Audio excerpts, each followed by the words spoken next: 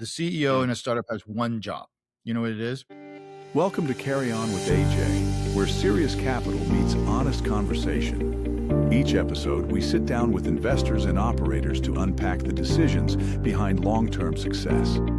Welcome to today's episode. Let's jump in. Today, I'm joined by Martin Tobias, managing partner at Incisive Ventures. He's been building and investing in startups for decades, with over 200 early stage investment across multiple cycles. I am super excited to get into how he thinks about AI, early stage investing, and what actually drives company to scale. Martin, welcome to the show. Hi, thanks for having me, Austin. So I want to ask you a broad question at the beginning, which is what is your take on the market today and what is your core thesis? Today, it costs a couple $100 to start a company. Right. With all the infrastructure we have with cloud and now with AI, this intelligence layer, it is the absolute best time in my lifetime to start a new software company. And now you've got this thing which is going to drive the cost of intelligence down to nothing. You're going to be able to solve new problems that you've never been able to solve before. We solved a lot of productivity problems in the first wave of desktop software. Then we solved a lot of business productivity problems in the cloud and mobile space. I'm very excited and super excited to be backing the new wave of entrepreneurs in this wave of AI and everything. Interesting. So, what problems do you think AI solves, and what problems are people uniquely qualified to solve? Um, how do you invest in AI? And one of the allegories that I use is very similar to what happened in the cloud, because basically, when they transition from on-site data centers to cloud data centers and stuff like that, who made all the money in the first 3 to 5 years? It was Dell and Cisco. People building Right. big infrastructure things. You look at where we're at in AI today, who's making all the money? Something like 80 cents of every dollar goes to NVIDIA because we're Mm. building the infrastructure for this new layer. But if you roll forward in cloud, um, infrastructure as a service is about $100 billion a year business. SaaS, which is basically the application layer solving people's business problems built on top of the cloud, is a $300 billion a year business.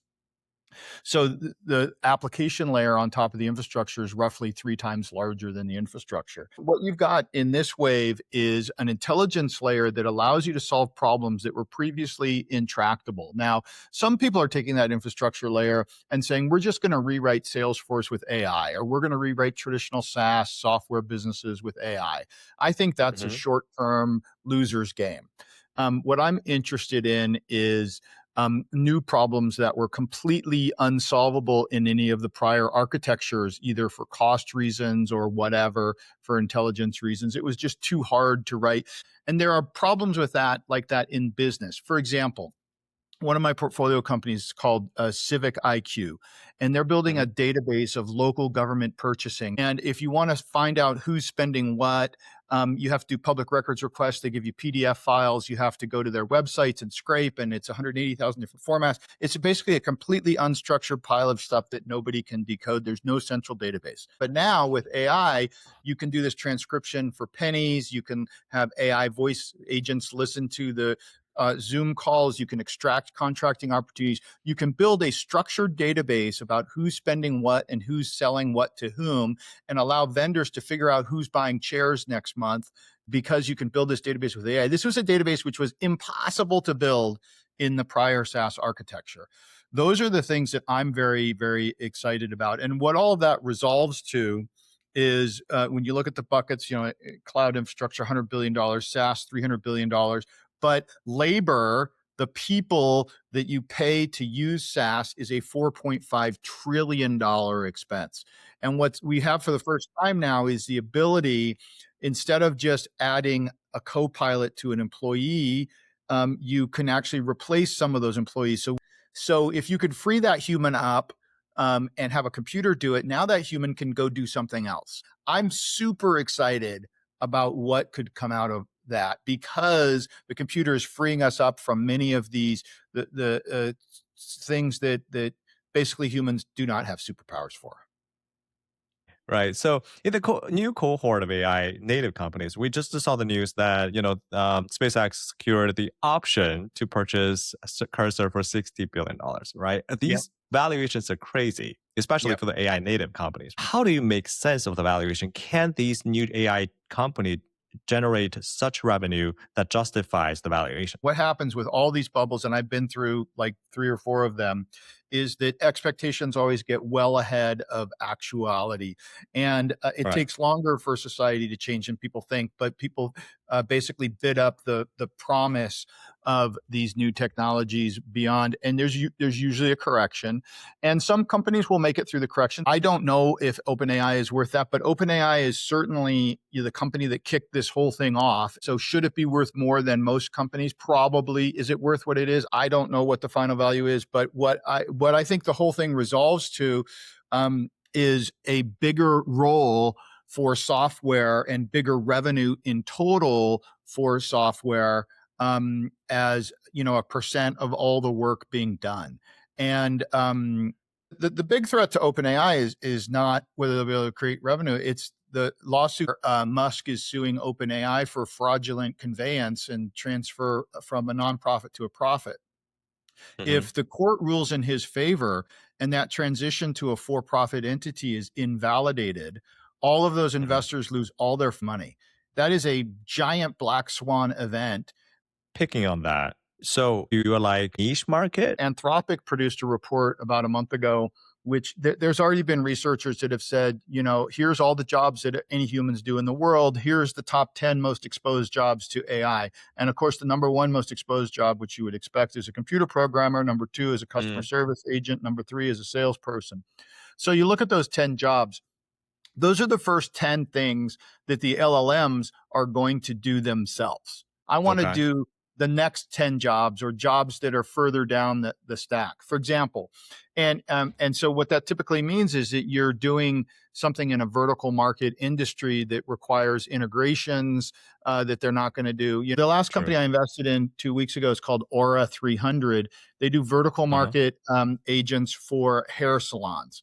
And hair Oh, salon industry has like 20 different POS systems, many niche small systems. You have to create integrations to all of them. The particular workflow that they use is different. So creating all of those relationships and creating all those integrations in what is a very big industry, 180,000 of them in the United States. It's a $700 billion business, huge business. They're mm. not going to get to that anytime soon. How early do you get in? Do you get in the concept level or do you see first dollar of revenue? Oh, I wrote a post about this, and the funny thing is, like, you know, the number of stages and what the stages are called have changed over time. When I was at Ignition, one of my first investments was DocuSign, and we did a Series A of DocuSign. But the Series A of DocuSign was the first institutional round, $4 million on a $7 million valuation. That was a Series A in 2003. And right now, that would be called probably a pre-seed. Exactly. And Yeah. there's angel, there's pre-seed, there's seed, all 3 stages before the A. In my Right. mind, the angel round is prior to an MVP, prior to any customers, prior to writing any code. You've just got a concept. I don't do the angel round. I do pre-seed, which is you've got an MVP. So I'm Uh-huh. usually doing a $1 to $2 million round in a company with a product, and it's been in the market for a couple months. It's just so easy to get something going now that if you haven't, there's a problem in my mind. Hmm. But in B2B software, you should be able to have some sort of MVP on a bootstrap basis or a $100,000 to $200,000 angel round. And those are the kind of companies I'm looking for. Got it. And in terms of the founders, they play a critical role in the early stage startups. So what do you like and not like about founders? I've met 20,000 founders. I can tell within 5 minutes if a founder in front of me is in the top 10% of founders I've ever met or not. And basically, the kind of founding team I like is I like at least 2 people. Solo founders have a big challenge. And typically, there's 4 things you have to do to start a company. You have to build the product, you have to raise money, you have to sell the product, and you have to operate the company. And typically, it's 2 different people. It's one person that's good at selling and raising money, maybe. and another person that's good at building. Sometimes you get it all in one. But since building products is so much easier these days, the key thing that I look for in that team is what is your distribution wedge? Since everybody can come up with the same idea and build the same product very quickly, the question is your go to Right. market now, much more important. And so I want to hear that even at pre-seed, if they tell me, oh, I invest in this company called Procurable. It's supply chain Mm. software for manufacturing companies. This guy was a VP of manufacturing, had sat in the customer seat for 6 years, was the chairman of a industry trade association with 100 VPs of supply chain in it. He already knew those 100 people. Those are going to be his first 100 customers. So that's a reasonable go to market. Now, what you're doing is raising money to see if any of those people will buy, but at least you have that on the table when you write the check. Let me push on that a little bit, right? You still eventually need to reach out to strangers. Do you think it's justifiable to use social media ads or some sort of marketing? That's for the seed stage. Once you raise $5 to $7 million. So you get in the pre-seed, you get your first 10 to 20 customers, you write a few case studies, and you try 2 or 3 channels in a small budget way. And you take the results of that, and then you go to seed investors and you go, here's how I go from $300,000 of ARR to 3 million. And it's by Mm, using these channels, and I need to spend money on those channels, and that's why I'm raising money. That's exactly what the seed round is for. You got to discover some scalable go to market channels. You always get your friends and early customers in the pre-seed as best you can, and then you just basically try to leverage those wins and those case studies into channels. And that's what the seed round is for channels. And every investor mhm. at every stage has exactly the same thing. The seed guy wants to get you from 300,000 to 3 million because then you can raise an A. The A guy wants to get you from 3 million to 10 million because then you can raise a B. Yeah. And they've got to say see a plan that is credible on how their money is going to convert into revenue. That's what they're looking for. So many people start on the job without having the experience of running a paid campaign or any kind of a go to market. When do they need to hire somebody, or do they have to figure out that job on their own first? And then they decided to hire somebody. Well, in the pre-seed and the angel round, you're basically wearing all the hats yourself. So you've got to have a lot of go to market, and you raise money and you hire those people, and you try those things out. It's really the seed round. It's usually Mm, the founders doing it. Maybe you hire an agency and try a few things, but you should not be spending a lot of money on third party agencies, and you should not be trying to hire a $200,000 a year go to market person in the pre-seed. You should be doing small experiments yourself. You should say, listen, we tried these 5 channels. We tried social media. Here's what's working. We want to double down on these and hire more people. And that's why we want the seed round done. How long do you think the trial period should be? Is it timing? Is it money? What is the signal that you say? It goes back to money. The CEO Mm, in a startup has one job. You know what it is? Don't run yeah. out of money. There are only 3 tools you have to not run out of money. You can raise money, Uh, you can uh, sell something, or you can cut costs.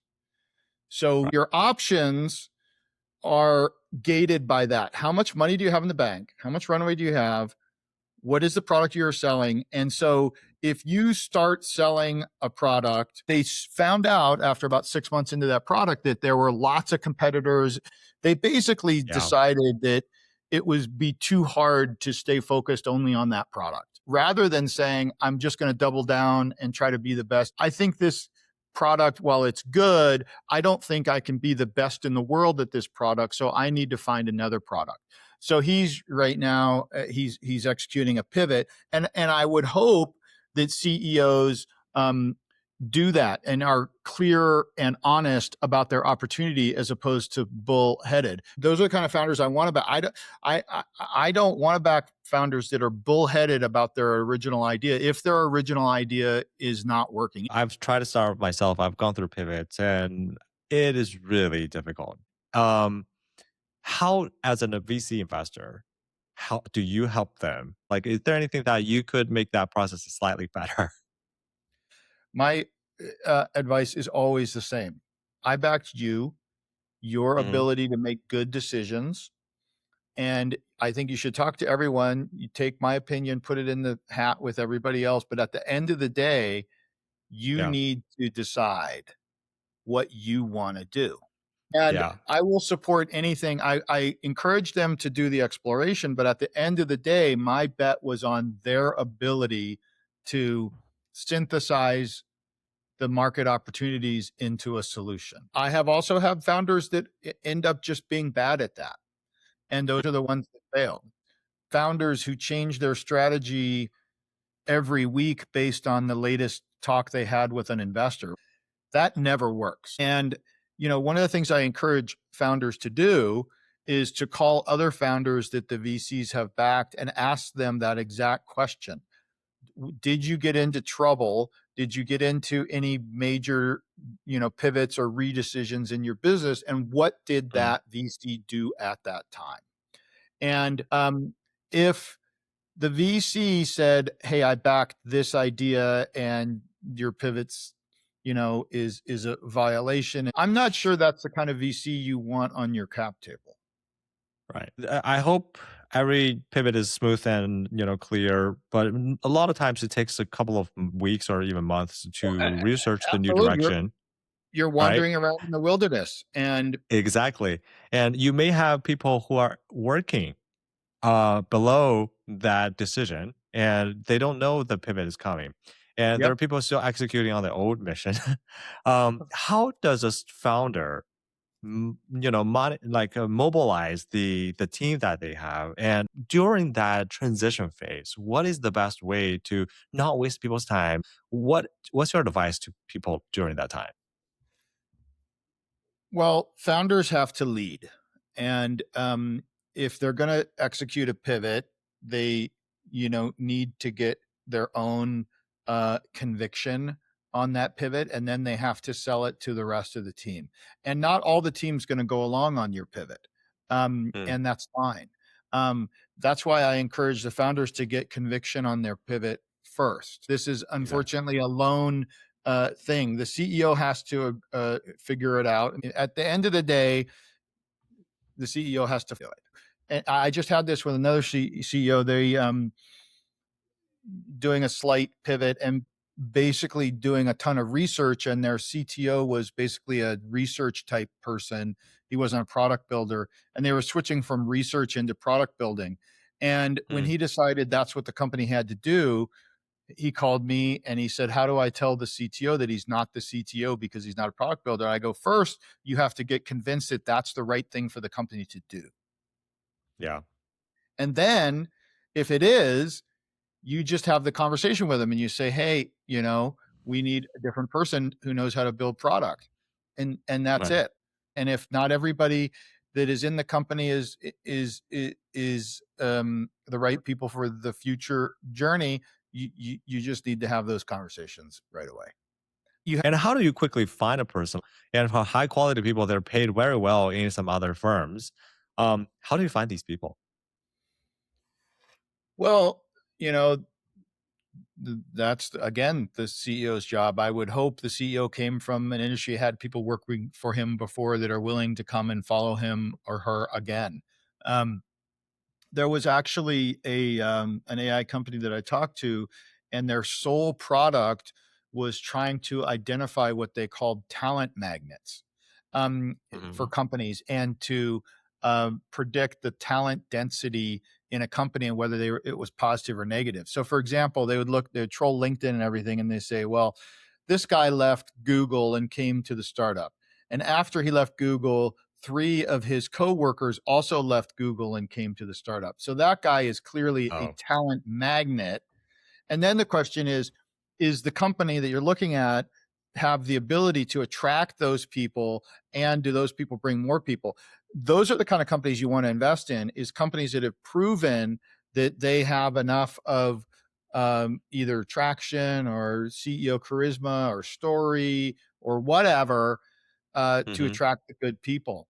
Does this person in front of me have the ability to attract a tribe behind him, customers, partners, and employees to go execute this mission.